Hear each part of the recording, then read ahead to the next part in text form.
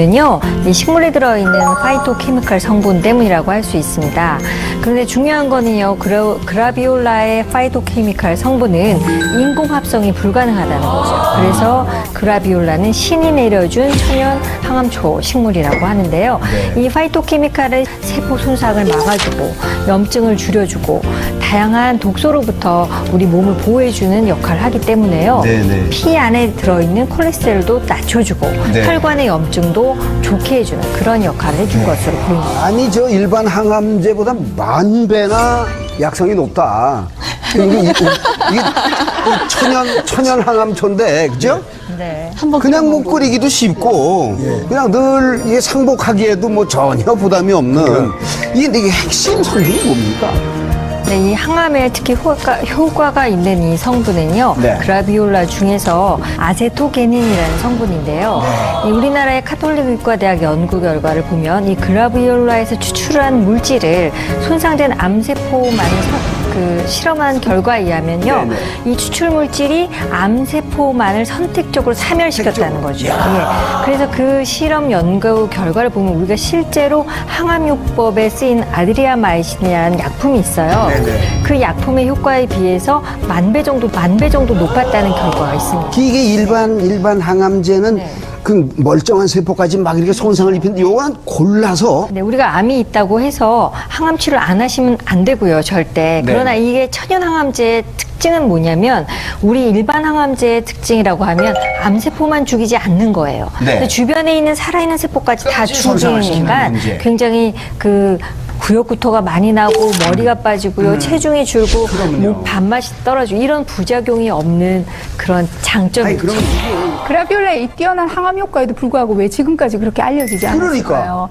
자, 여기에 숨겨진 비화가 있습니다. 실제 그 미국의 한 제약회사에서는 1970년대 그라비올라의 항암 효과에 대해서 집중을 하게 되었고 연구를 하게 됐어요. 그래서 여러 가지 실험을 통해서 이 그라비올라가 굉장히 항암 효과가 뛰어나다는 걸 밝혀냈어요.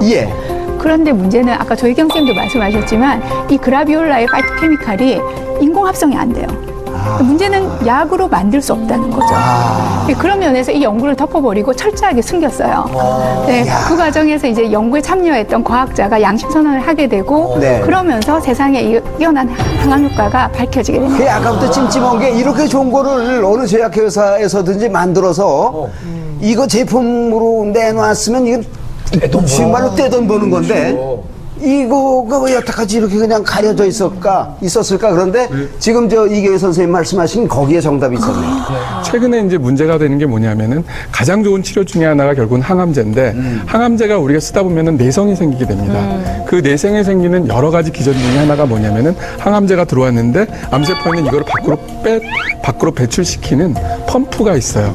그걸로 인해 들어왔는데 또 나가게 돼서 결국 나중 되면 내성이 생기는데 이 아세틸겐이라는 성분 자체가 또 이 펌프를 차단해버려요.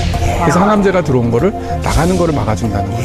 그래서 이게 천연 항암제로서 각광을 받는 것 중에 하나입니다. 좀 더 다양하게 활용할 수 있는 방법은 없습니까? 우리나라 한국화학융합 시험연구원에 따르면요, 이 그라비올라 수는 피부 염증을 일으키는 대장균에 굉장히 효능이 있는데요.